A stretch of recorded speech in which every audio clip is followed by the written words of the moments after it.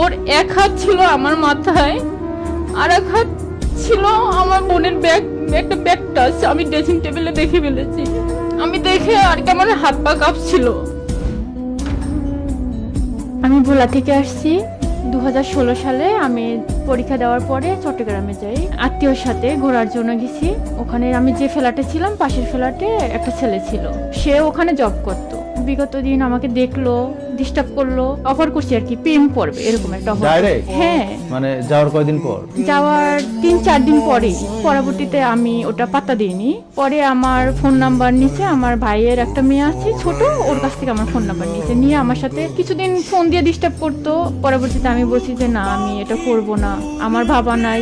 আমার বয়স যখন 4 বছর তখন আমার বাবা মারা যায়। আমি অনেক কষ্টেই বড় হয়েছি। বাবা মারা যাওয়ার পরে অনেক কষ্টে আমার মা আমাকে বড় করছে যে না, আমি এটা করব না। সে নাচরবান্ধা, সে ফোন করেই যেত, সে আমার সাথে প্রেম করবে, আমার পিছনে পিছনে সে ঘুরতো। তারপরে আমি এটা আমার ভাবিকে জানালাম। ভাবি তারপর ওকে জিজ্ঞাসা করলো, তাকে জিজ্ঞাসা করলো যে এটা কেন করো, ও তো বয়স কম।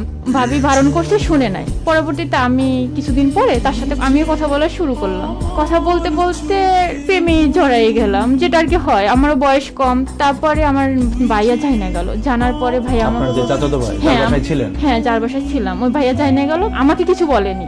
আমাকে যে ডিস্টার্ব করতো ওই আর কি ছেলেকে আমার ভাইয়া ও নিষেধ করলো যে আমার বোন গ্রাম থেকে আসছে, ও বুঝে না কিছু, তুমি ওকে ডিস্টার্ব করো না।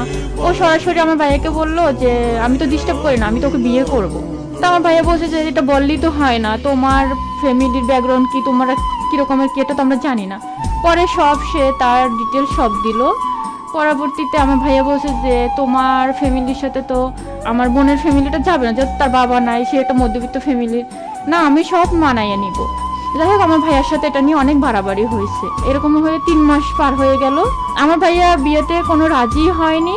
মা, আপনার আপন ভাইয়েরা জানতে পেরেছিল? না, এরা জানতে পারেনি। এদেরকে তো আমার ভাইয়া হয়তো বলছে, এরা বলছিল যে ওকে তাহলে পাঠাইয়া দাও। তখন আমি তার সাথে আর কি প্রেমে আর কি জড়াই গেছি, যেটা আর কি মায়ায় জড়াই গেছি। তখন আমি বলছি না, আমি যাব না বাড়িতে, ওই ছেলেকে আমি বিয়ে করব, আমি বাড়িতে যাব না।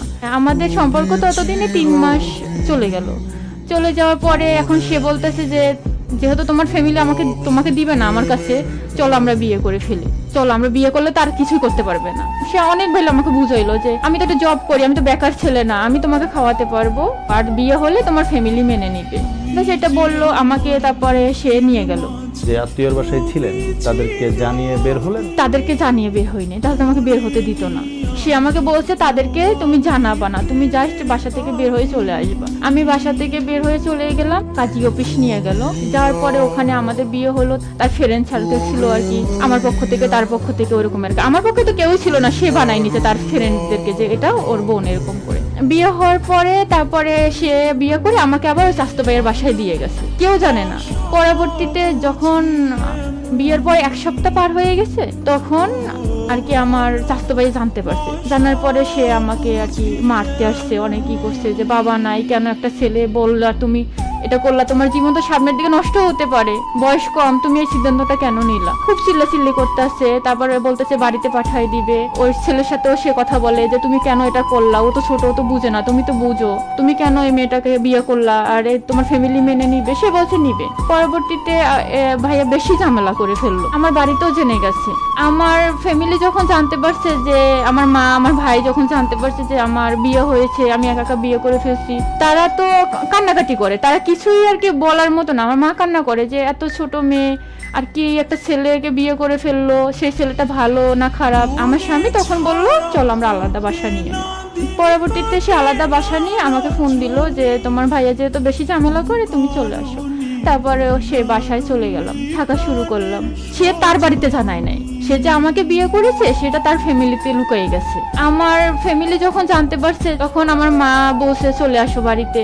আমার ভাই বলছে, আমি বলছি না, আমি যাবো না, আমার যেহেতু বিয়ে হয়ে গেছে, আমি এখন আর যাবো না বাড়িতে। গেলেও তাকে আমি আমার হাজবেন্ডকে নিয়ে তারপরে যাব। পরবর্তীতে আমার বিয়ের 1 বছর পরে আমি আমার হাজবেন্ডকে নিয়ে আমার বাবার বাড়িতে যাই। আমার মাকে দেখাইয়া তারপরে নিয়ে আবার চলে আসি। 1 দিন ছিলাম মাত্র। বাসায় কি মেনে নিয়েছিল? হ্যাঁ, আমার বাবার বাড়িতে যখন গেছি, এখন বিয়ে যেহেতু হয়ে গেছে, গ্রামের বাড়িতে মেনে না নিলে তো একটা মেয়ের একটা সমস্যা হয়ে যায়। তখন আমার মা মেনে নিয়েছে। পরে আমার জীবনটা ভালোই গেছিল। হ্যাঁ, ছেলে হিসাবে অনেক ভালো ছিল তখন।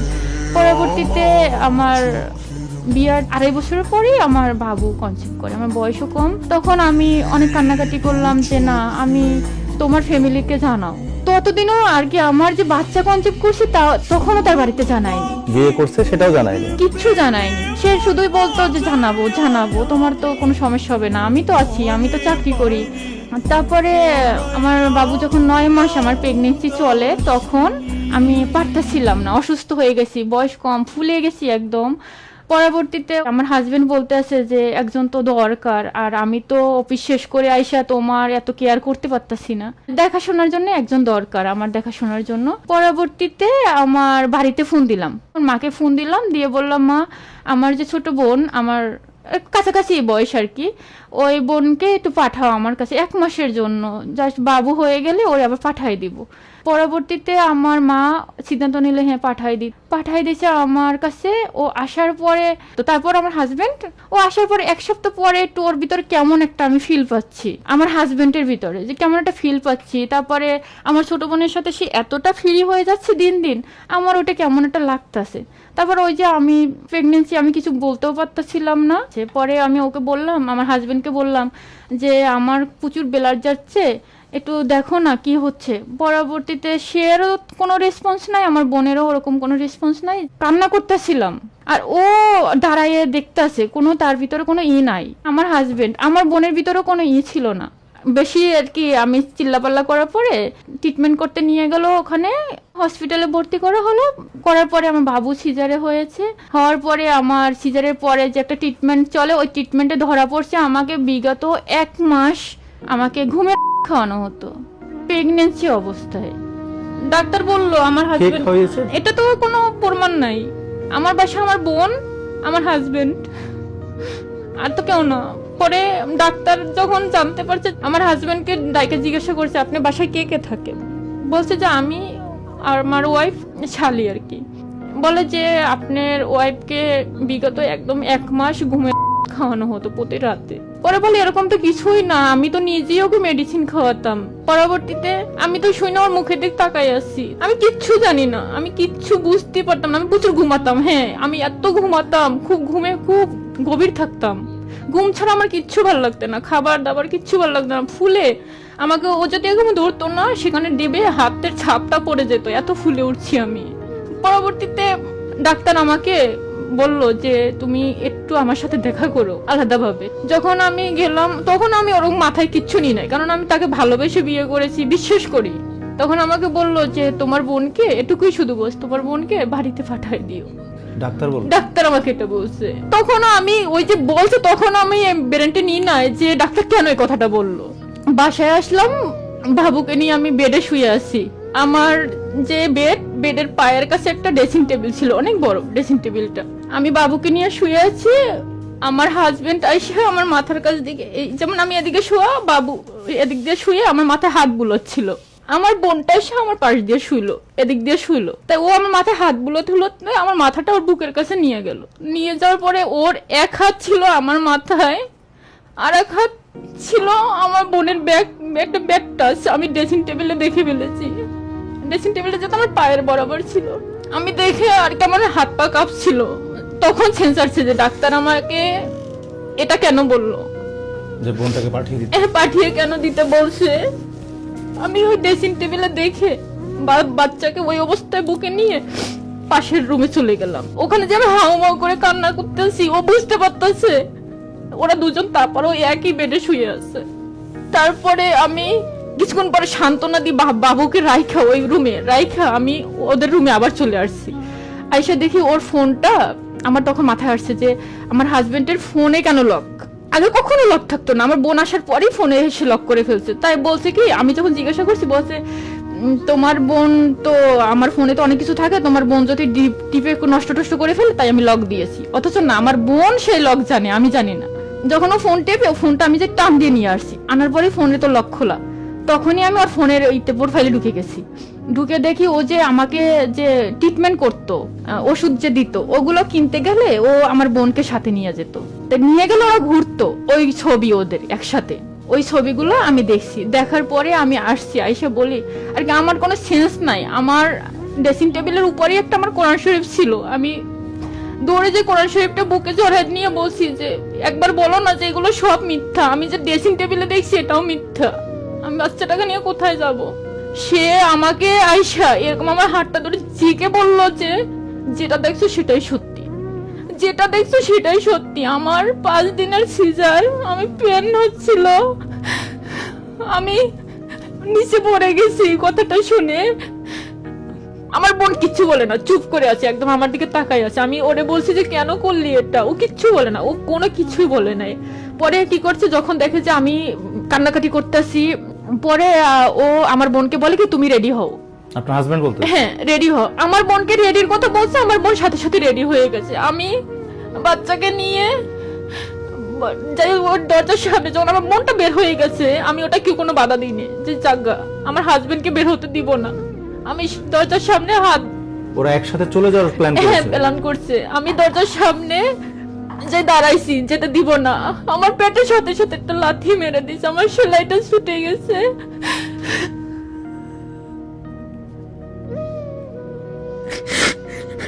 পরে পাশের ফ্ল্যাটের এরা এসে আমাকে ডাক্তারের কাছে নিয়ে গেছে। এই অবস্থায় আপনার হাজবেন্ড চলে গেছে? হ্যাঁ তারপরে চলে গেছে ওকে নিয়ে। বাড়িতে যখন জানাইছি আমি যে আমার ছোট বোনকে নিয়ে ও বের হয়ে এরকম চলে গেছে আর কি কি হয়েছে সব বিস্তারিত বললাম, যে এগুলো আমি দেখে বলার পরে তারপরে ওকে নিয়ে চলে গেছে। শুনে তারা তো বলছে যে একা একা বিয়ে করেছো, নিজের জীবনটা নষ্ট করেছো, এখন ওকে নিয়েছো, এখন আমরা সমাজে কি মুখ দেখাবো। পরবর্তীতে আমার ভাই আসলো, আমি তখন হাসপাতালে ভর্তি। আবার আমার মেজো ভাই তারপর যোগাযোগ করলো যে আমার বোনকে দিয়ে দেন। পরে এরা আমার বোনকে দিয়ে দিছে। 3 দিন পরে আমার মেজো ভাইয়ের কাছে আমার ছোট বোনকে দিয়ে দিছে। দেওয়ার পরে আপনার ওরা কি করছে, আমার হাজবেন্ডকে তাদের কাছে রাইখা দিছে, আমার সাথে কোনো যোগাযোগ নাই। আর যেহেতু আমার বয়স ছিল তখন 16, বিয়ে যখন হয়েছে, আমার কোনো কাবিন হয়েছিল না। বিয়েটা কিভাবে করেছিলেন? কাবিন ছাড়াই, ওই 501 টাকা দেনমোহর লেখে না, ওই যে কাগজে, সাদা কাগজে, ওই রকমের আমাদের বিয়েটা হয়েছে। তখন বলে যে আমরা এ বিয়ে মানিই না, এ বিয়ের কি প্রমাণ আছে। তখন আমি বললাম যে আমার তো বাচ্চা আছে। বলে বাচ্চা যে আছে আর কোনো প্রমাণ আছে? আমি বলে হ্যাঁ সবাই তো জানে। পরবর্তীতে আমার বাবুর বয়স যখন 3 মাস, তখন সে তার ভুল বুঝতে পারছে। ভুল বুঝে আমার বাবার বাড়িতে গেছে, যে আমাকে ওখান থেকে মাপছে, তারপর আমাকে নিয়ে আসছে। আমার ফ্যামিলিকে আর কি, আমার ভাই মাকে ম্যানেজ করে আমাকে নিয়ে আসছে। আমি মেনে নিয়েছি, যেহেতু আমার বাচ্চাটা তো ছোট, একে নিয়ে তো আমি চলতে পারবো না, আমি তো কোনো জব করি না তখন, আর বয়স আমার তখন কম। সবাই বলছিল যে যে এত বড় ভুল করছে তুমি এটা মেনে নিও না। আমি বলছি না, আমার বাবা মারা গেছে আমার 4 বছর বয়সে, আমি বুঝি যে বাবা না থাকলে কি হয়। পরবর্তীতে আমি তার সাথে আসলাম। তার সাথে আসলে সে চট্টগ্রামে আমাকে নিয়ে যায়নি, কেননা তার ওখানে সবাই সব জেনে গেছে, সে আর ওখানে চাকরি করতে পারবে না, তার মান সম্মান চলে গেছে। পরবর্তীতে সে বোলাতে ট্রান্সফার নিছে। বোলা ট্রান্সফার নেওয়ার পর ওখানে বাসা নিয়ে ওখানে আমাকে নিয়ে গেছে। নেওয়ার পরে আমার বাচ্চার মুখের দিক তাকাইয়া আমি তার সংসারই করে গেছি। আমার কিছু করার ছিল না, যে ভুল করে ফেলছি আমি, এরপর তো আর কিছু করার থাকে না। একটা মেয়ের একটা বিয়ে হয়ে যাওয়ার পরে, একটা বাচ্চা হওয়ার পরে তো আর কিছুই থাকে না। পরে সে যে কোম্পানিতে চাকরি করে, ওই কোম্পানিতে তার সাথে একটা মেয়ে চাকরি করে, ওই মেয়ের সাথে তার আবার অ্যাফেয়ার চলতে আছে, আমি ওইটা বুঝতে পারছি। তারপরে সে যে মেয়ের সাথে অ্যাফেয়ার চলে, ওই মেয়েকে নিয়ে চলেই গেল। এই লাস্টে গেছে সে 9 মাস হয়েছে। পরে সে আমাকে ডিভোর্স দিয়ে, সে ডিভোর্সে লিখছে যে আমার বাচ্চার সে খোঁজ খবর নিবে, এমনকি আমার বাচ্চার টাকা পয়সা দিবে, দেয় না। সে আমার বাচ্চার কোনো খোঁজ খবরও নেয় না, এমনকি কোনো টাকা পয়সাও দেয় না। কত মাস ধরে? এই যে ডিভোর্স হয়েছে 8 মাসে, 8 মাস ধরে সে লিখছে ডিভোর্সের কাগজে মাসে 2500 টাকা দিবে। 2500 টাকা তো আমার কাছে সে টাকাটা বড় না, বাবাটা বেঁচে থাকা বড়। সে তো টাকাটা না দিতে পারলো, যোগাযোগটা করতে পারতো। এখন আপনার চলছে কিভাবে? আপনি তো নিজের পরিবারও ফেরত যাননি। না আমি যাইনি, যেহেতু বাবা নাই। এখন আমি চলছি, আমি বাসাতে 3 পিসের বিজনেস শুরু করেছি, আর নিজেই 3 পিস আবার সেলাইও করি। এটা দিয়ে আমরা মা মেয়ে চলছি। শহরের বাসা, ঘর ভাড়া, খাওয়া দাওয়া, বাচ্চার স্কুল খরচা। আমি কোথায় যাব, কার কাছে যাব, কারণ আমি তো আইনের আশ্রয় নিতে পারতাছি না, কারণ আমি এগুলো বুঝি না। আর আমার মেয়েটার যে সে খোঁজ খবর নিবে, টাকা পয়সা দিলে তাহলে তো আমি একটু ভালোভাবে চলতে পারি, সে এরকমের কিছু খোঁজ খবর নেয় না। ডিভোর্স কাদের মাধ্যমে, মানে এই মীমাংসাটা কে করে দিয়েছিলেন? তাদের পরিবারের সদস্যরা আর কি, সবাই ছিল, ওটা আমি ছিলাম। ডিভোর্সের সময় তারা যে আমাকে কথা দিচ্ছে যে আমার বাচ্চার খোঁজ খবর নিবে, টাকা পয়সা দিবে, অথচ কিচ্ছুই করে না, খোঁজ খবর নেয় না, টাকা পয়সাও দিচ্ছে না। আমি বাচ্চাটাকে নিয়ে একদম অসহায় আছি। মামলা করব এগুলো আমি বুঝি না, আমি কেস মামলা এগুলো আমি বুঝি না। আমার ওরকমই সামর্থ্য নাই যে আমি তাদের সাথে লড়বো বা এটা আমার মেয়েকে প্রাপ্য আদায় করে দিব। আমার এরকমের কোনো এবিলিটি নাই। আমি কোনো মতে চলছি। সামান্য 3 পিস বাসা বাড়িতে কয়টা বিক্রি হয়, এমনকি নিজেই সেলাই করি, বাচ্চার স্কুল আমি একা সামলাই, সব বাহির ঘর সবকিছু আমার একা সামলাতে হয়। তাই আমি আমার মেয়েটাকে নিয়ে যে কোথায় যাবো, যাওয়ার মতো জায়গাটা নাই আমার। আমি ওর কাছে কিচ্ছুই চাচ্ছি না, চাচ্ছি যে আমার মেয়েটার খোঁজ খবরটা নিয়ে কিছু হলো টাকা পয়সা দিক, যেন তার মেয়ের জন্য তো কোনো একদিন সেই আসবে যে আমার মেয়ে, আমি এখন কষ্ট করে বড় করব, সে একদিন আসবে আমার মেয়ে। তবে যাকে নিয়ে কথা হচ্ছে আপনার প্রাক্তন স্বামী, যে আপনাকে গত 8 মাস আগে ডিভোর্স দিয়েছেন এবং আপনাদের পারিবারিক যে একটা বৈঠক হয় সেখানে সিদ্ধান্ত ছিল যে ওনার বাচ্চাকে উনি দেখভাল করবেন, ভরণ পোষণ দেবেন, এবং আপনি বলছেন যে এখন পর্যন্ত কোনো দেখভাল বা ভরণ পোষণের কোনো টাকা পয়সা আপনি পাননি বা পাচ্ছেন না। আমরা অবশ্যই ওনার কথা শুনতে চাই। আপনি এই প্রোগ্রামটা যদি দেখে থাকেন আপনি আমাদের সাথে যোগাযোগ করবেন 01707082470 এই নাম্বারে। আপনার যদি কোনো বক্তব্য থেকে থাকে আমরা অবশ্যই শুনবো এবং আমরাও জাতিকে জানাতে চাই যে আসলে সত্যিকার অর্থে কি ঘটনা ঘটেছে এখানে। তবে প্রথম ভুল যে আপনি খুব অল্প বয়সে পরিবারের সম্মতি ছাড়া মোহের বশবর্তী হয়ে যে কাজটা করে ফেলেছেন, সেই কাজটা কত বড় ভুল ছিল সেটা তো আপনি আপনার নিজের জীবনে এখন মাসুল দিয়ে সেটা প্রমাণ করছেন। আপনার পরিবারের সাথেও আপনার এখন দূরত্ব, যেহেতু আপনার পাশাপাশি আপনার ছোট বোনও একই ভুল করেছে এবং তারও জীবন নষ্ট হয়েছে এই একটি ব্যক্তিকে কেন্দ্র করে, যেটা আপনার বক্তব্যে ফুটে উঠেছে। এবং এই প্রোগ্রাম যারা দেখবেন তাদেরকে বলছি, এই অল্প বয়সে এই সিদ্ধান্তগুলো আপনারা নিয়েন না। আপনারা হয়তো তখন মানে শরীরের টানে হোক বা মোহে হোক, যে কোনো কারণে আপনারা এতটা অন্ধ হয়ে যান, আপনারা মনে করেন সামনে যেই পুরুষটা আছে সেই আপনাকে স্বর্গে নিয়ে যাবে, সেই আপনাকে ভালো রাখবে। এটা সম্পূর্ণ ভুল। আপনার পরিবার কখনোই আপনার খারাপ চায় না। আপনার পরিবার যখন আপনাকে নিষেধ করবে কোনো কাজ থেকে, তখন আপনাকে বুঝতে হবে যে এখানে অন্য কোনো ব্যাপার আছে। আপনি যেটা বুঝতে পারছেন না সেটা হয়তো আপনার পরিবার বুঝতেছে। এই জন্য এই মেয়েটা যে ভুল করে ফেলেছেন, কিন্তু যারা এই প্রোগ্রামটা দেখবেন, আমরা এই প্রোগ্রামগুলো এই জন্যই প্রচার করি, আপনারা যারা এই প্রোগ্রামটা দেখছেন তারা যেন এই ভুল আর করেন না। রেজিস্ট্রেশন ছাড়া বিয়ে, বয়স ছাড়া বিয়ে এবং পরিবারের সম্মতি ছাড়া বিয়ে, এই সব কাজগুলো না করার জন্য আপনাদেরকে বারবার আমরা এই স্টুডিও থেকে অনুরোধ করি, আবারও অনুরোধ করছি। আর যেই ব্যক্তির সম্বন্ধে কথা হচ্ছে, আপনি সত্যি যদি ঘটনা সত্য হয়ে থাকে, আপনার উচিত অন্তত বাচ্চার দেখভাল করা, বাচ্চার ভরণ পোষণ দেওয়া। আপনাকে আইনের সহযোগিতা নিতে বলবো। আপনার বাচ্চার খরপোশ বা দেখভালের জন্য আপনি যে বাংলাদেশের প্রচলিত আইনে যে ন্যায্য অধিকার যেটা আপনার পাওয়ার কথা সেটা আপনি ফিরে পান। আমরা এই দোয়া করি, এই আশা করি। এবং বাচ্চাটার জন্য অনেক দোয়া। অনেক কষ্ট লাগছে আমাদের, এমন একটা বাচ্চার কোনো দোষ ছিল না, শুধুমাত্র আপনাদের খামখেয়ালিপনার কারণে এই বাচ্চাটার জীবন আজ হুমকির মুখে। বাদবাকি জীবনটা বাচ্চার জন্য ঠিক মতো মানুষ হতে পারে, সঠিক শিক্ষা গ্রহণ করতে পারে, ভালো পরিবেশে থাকতে পারে, অন্তত এই চেষ্টাটা আপনারা করুন। এবং আপনার সেই স্বামীর পরিবারকে অনুরোধ করবো, আপনারা অন্তত একটু সহযোগিতা করুন এই বাচ্চাটা যেন সঠিক পরিবেশে বেড়ে ওঠে। আর আপনার জন্য দোয়া থাকলো, আপনি নিজেকে গুছিয়ে ওঠেন, আল্লাহ আপনার সহায় হোক। আজ এই পর্যন্তই। ধন্যবাদ সবাইকে। সবাই ভালো থাকবেন। আসসালামু আলাইকুম।